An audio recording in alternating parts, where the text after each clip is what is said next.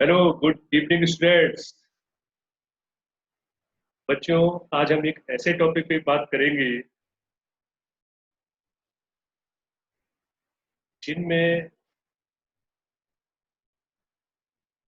बिना बाप के बेटे, अर्थात बेटा है लेकिन बेटे का बाप नहीं है, बायोलॉजिकली फादर नहीं है। क्या ऐसा हो सकता है कि माता बिना पिता के बच्चों को जन्म दे? बच्चों, आपको आश्चर्य होगा, बहुत सारे प्राणियों में ऐसा होता है। हमारे आसपास बहुत सारे प्राणी हैं जिनमें माता बिना पिता के बच्चों को जन्म देती है।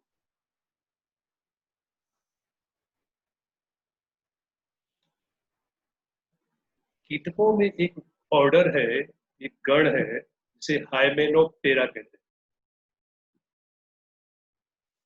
इनमें दो जोड़ी पारदर्शी पंख होते हैं बच्चों, ऐसे कीटकों, और डंक होता है, स्टिंग होता है।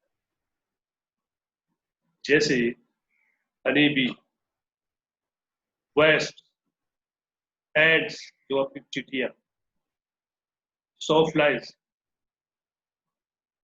बच्चों, ये वे कीटक हैं जिनमें माता अगर लड़कों को उत्पन्न करती है तो ये लड़के, ये मेल जो होंगे, मेल जो सन होंगे या मेल जो ऑफस्प्रिंग होगी,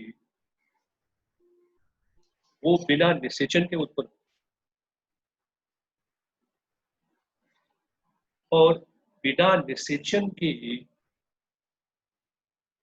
संतति को उत्पन्न करना, संतान को उत्पन्न करना, इसे बच्चों बायोलॉजी में पार्थेनोजेनेसिस कहते हैं। इसका मतलब ये हुआ कि ये जो मेल चाइल्ड होंगे, इनकी माता होगी लेकिन इनके पिता नहीं।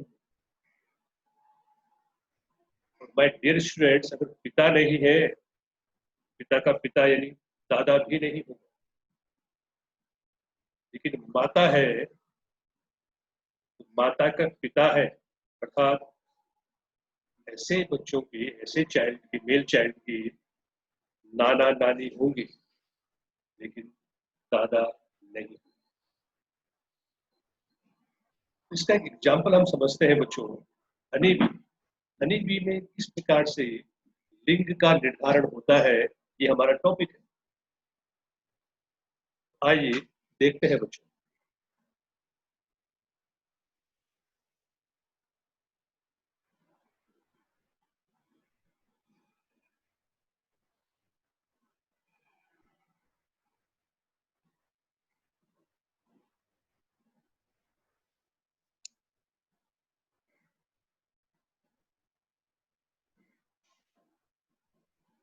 पूरा हनी बी में बच्चों देखें, स्क्रीन पे अगर आपको दिखाई दे तो ये है मेल हनी बी, नर मधुमक्खी या नर मधु, जिसमें गुणसूत्रों की संख्या 16 है।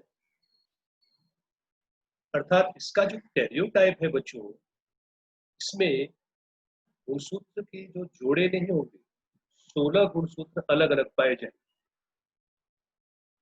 बायोलॉजिकली ये एन है और इसे हैप्लॉइड अथवा अगुणित कहते हैं।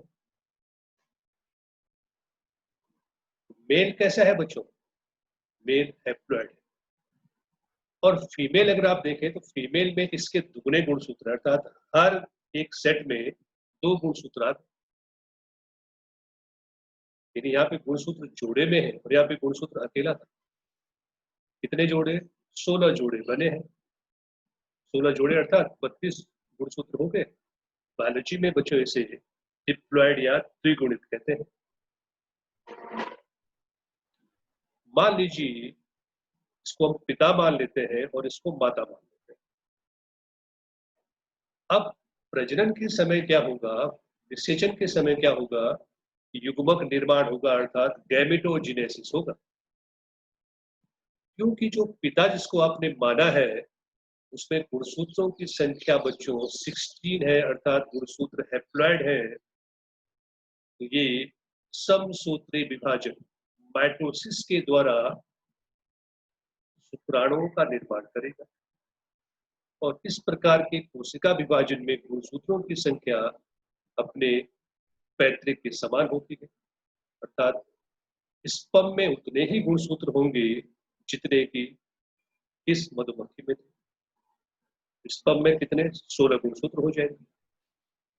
मादा क्योंकि बच्चों डिप्लॉयड है, द्विगुणित है, तो जब भी इसमें युग्मक जनन होगा, गैमेटोजेनेसिस होगा, तो ये मेयोसिस अर्धसूत्री विभाजन के द्वारा इसमें युग्मकों का निर्माण होगा।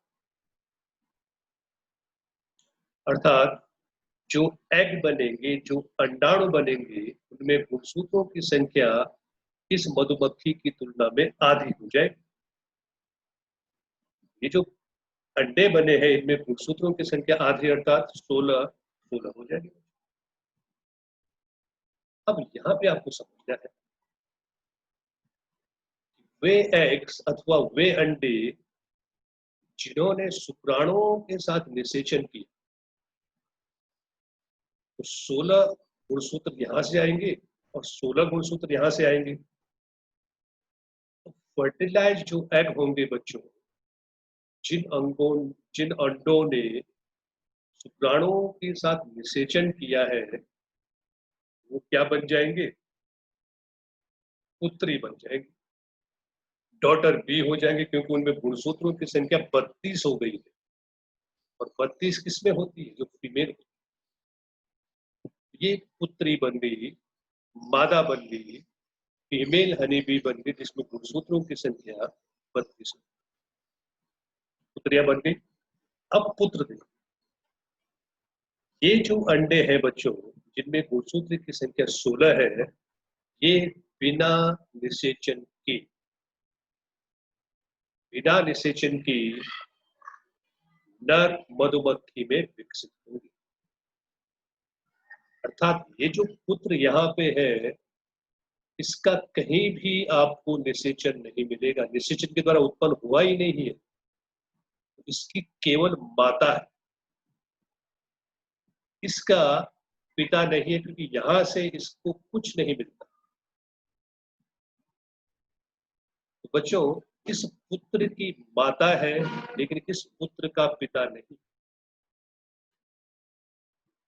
अगर आप पुत्री को देखें तो पुत्री की माता भी है और पुत्री की पिता भी है।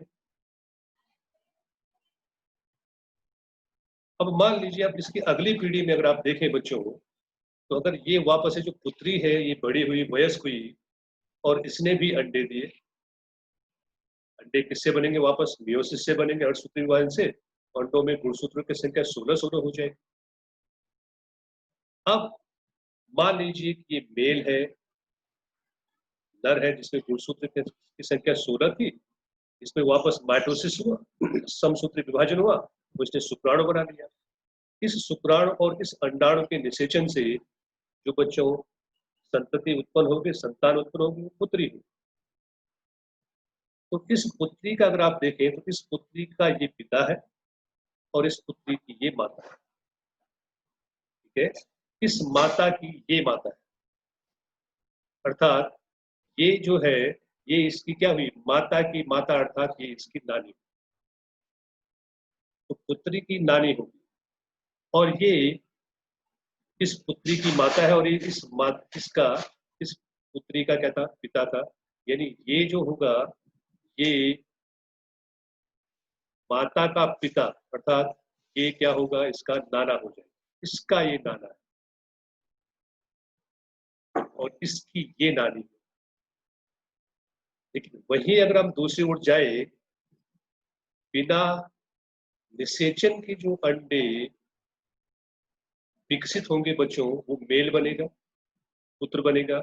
लेकिन इसको देखो, इस पुत्र का क्या नहीं है? इस पुत्र का कहीं पिता ही नहीं। इस पुत्र की माता है और इस माता की माता, यानी पुत्र का आपको क्या होगा? इसका नाना होगा, इसकी नानी होगी और इसका नाना होगा। इस ये जो यहाँ पे मेल है बच्चों, मेरा 2 जनरेशन दिखाने का मतलब यही था कि आप समझ सको कि इनके नाना नानी होंगे, लेकिन पुत्र का दादा दादी नहीं होगा। ठीक है, इस पुत्र का ये जो मेल है बच्चों, इसमें क्या होगा, ये देखो, इस मेल की ये माता है और इस माता की ये माता है, अर्थात इसका ये क्या हुआ, इसका ये नानी हुई, क्योंकि इसका ये पिता है तो इसका नाना, इसका इस पुत्र का ये क्या है, माता है, और ये क्या है, नानी है, और ये क्या होगा, नानी। पुत्र का बाप नहीं है तो पुत्र का दादा भी नहीं। ठीक है, बहुत सारे ऐसे प्राणी हैं जिनमें नाना नानी है लेकिन दादा दादी नहीं है बच्चों, आपको समझ की लेना है। ठीक है बच्चों, नेक्स्ट लेक्चर पे कोई दूसरा इंटरेस्टिंग टॉपिक उठाएंगे बच्चों। अब पढ़ तो रही है, ये पढ़िए टॉपिक है आपका, टॉपिक को कैसे इंटरेस्टिंग बनाया जाए, मैंने सोचा कुछ इस तरह से आपको बताया जाए जिससे आपको जल्दी याद हो जाएगा। घटना को क्या कहते हैं बच्चों, बिना निषेचन के अगर संततियां उत्पन्न होती है तो उसे पार्थेनोजेनेसिस कहते हैं। ठीक है, चलिए।